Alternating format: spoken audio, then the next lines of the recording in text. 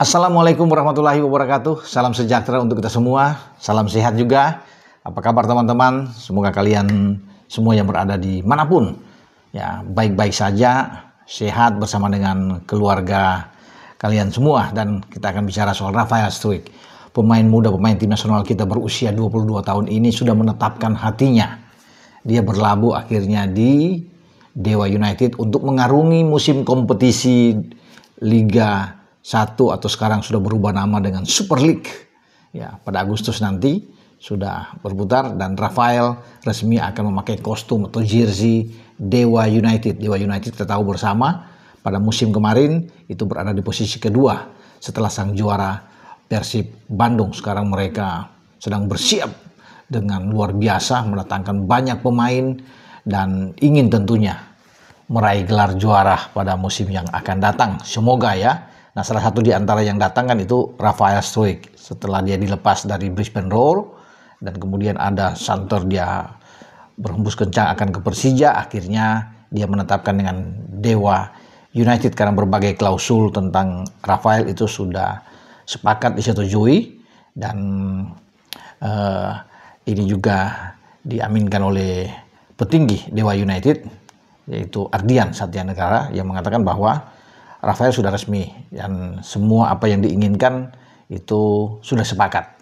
Ya, bahkan sebelum itu ketika dia di Belanda, Rafael ini pelatih Dewa ya, Johannes Olderikring yang juga orang Belanda itu sudah diutus pergi ke Belanda untuk bisa menemui tentunya berbicara dari hati ke hati dengan Rafael Struijk ini dan akhirnya Rafael bisa yakin percaya dia akan bermain di Super League atau Liga 1 sebelumnya bersama dengan Dewa United. Memang banyak yang menyayangkan ya bahwa pemain muda seperti dia sebaiknya bermain di luar untuk karir dia di Eropa, tapi karena memang belum ada tempat sementara kompetisi sudah di depan mata, mungkin ini yang dipikirkan oleh Rafael Struijk sehingga karena semua cocok dengan keinginan dia dalam berbagai klausul termasuk gaji dia dan fasilitas-fasilitas lain yang dia dapatkan bersama dengan Dewa United, makanya dia menentukan sikap bermain dulu ya, sehingga ada jam bermain yang banyak yang akan nantinya ini berimbas di tim nasional kan, karena Patrick Kluivert sebagai pelatih yang mempersiapkan timnas kita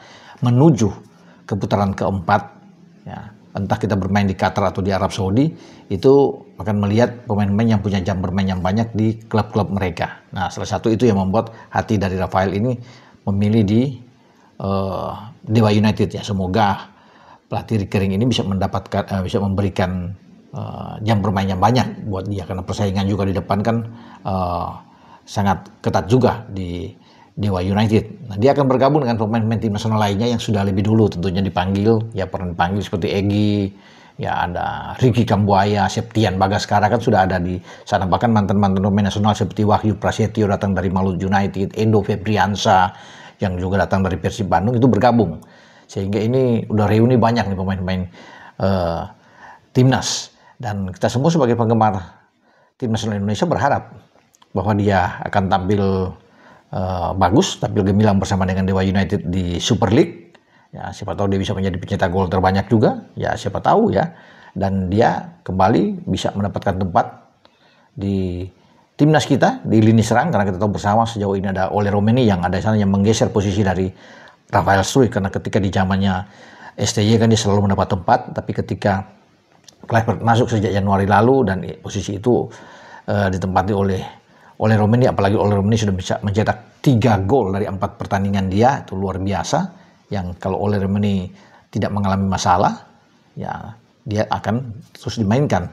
Tetapi kita akan tunggu kalau memang permainan dari Rafael itu bagus, ya pasti ada opsi-opsi yang dipikirkan oleh Patrick Kluivert. Nah, Ole Romeni sedang cedera saat ini setelah tampil di Piala Presiden bersama dengan Oxford United.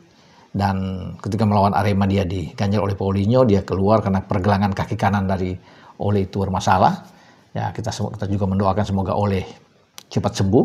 Tapi kalau memang Ole belum bisa tersedia, paling tidak sampai di FIFA Matchday pada bulan September, ya pasti posisi Rafael bagus, terbuka untuk bisa bermain di lini serang timnas kita. Ya, karena kita akan bermain di putaran keempat itu pada Oktober. Oke. Dari Rafael kita bergeser ke John Schraven. Ini pemain muda juga yang saat ini dipersiapkan oleh pelatih Gerard van den Berg di Piala AFF atau Asian Cup U23 yang besok mulai bertanding ya. Kita menghadapi Brunei dan Jens Raven ada di lini serang kita.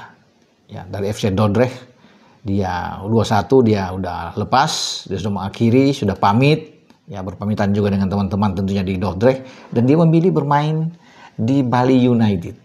Ya, Bali juga tim yang bagus, tim yang baik, yang markas mereka sangat oke banget karena dipakai oleh tim nasional senior dan sekarang juga dipakai oleh tim U17 kita di bawah Nova Arianto untuk melakukan pelatnas di sana karena tim U17 kan nanti akan ikut di Piala Dunia di Qatar. Ya, bulan November yang akan datang. Nah, Jens Raven ada di sana.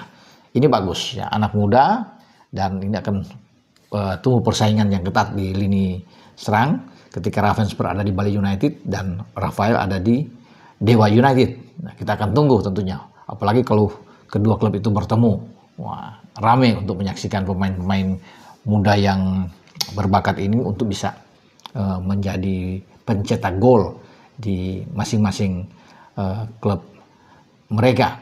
Jadi selamat datang untuk Rafael dan selamat datang juga untuk Jens Raven untuk ikut di kompetisi Super League kita. Karena kalau bisa dilihat kan dia tidak mendapat kesempatan banyak di Dordrecht untuk bermain di tim yang lebih ke atas ya. Dia hanya di tim U21-nya juga. Jadi jam bermain diperlukan oleh Jens Raven. Karena bukan tidak mungkin Jens Raven juga dilirik untuk bisa bermain di tim senior. Karena sekarang kan dia menjadi tumpuan harapan bagi Van den Berg di Piala ASEAN ini. Dan sedang mentargetkan untuk bisa melaju ke final dan bisa menjadi juara.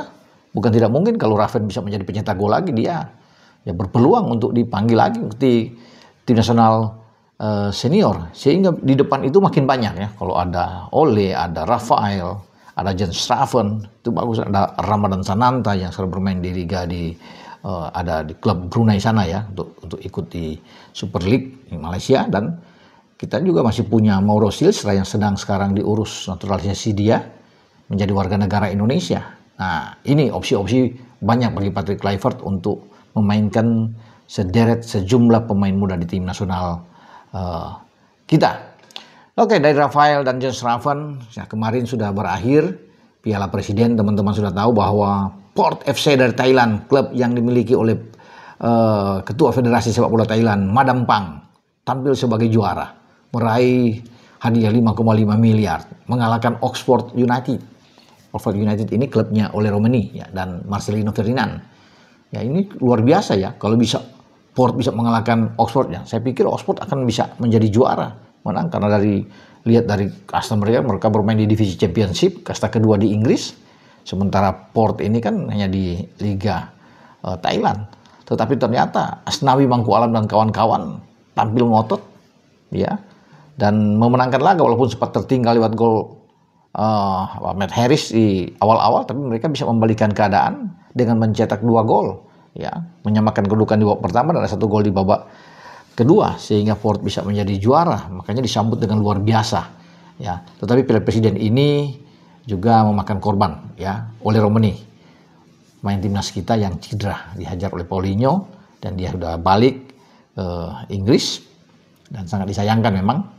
Ya, ini pemain yang sedang dipersiapkan untuk tampil di tim nasional kita putaran keempat mengalami cedera ya. Saya sudah bilang di awal tadi kan, semoga Oli cepat sembuh, dipulihkan cepat, dan dia bisa tampil di putaran keempat. Dan kita bisa melihat dia tampil juga di FIFA Matchday. Ya, memperkuat Indonesia saat akan menghadapi Kuwait dan Lebanon. Nah, itulah informasi yang saya bisa dapatkan ya, atau saya berikan kepada teman-teman semua di konten saya pada kali ini. Dan saya Bung Ropan berbicara. Ciao.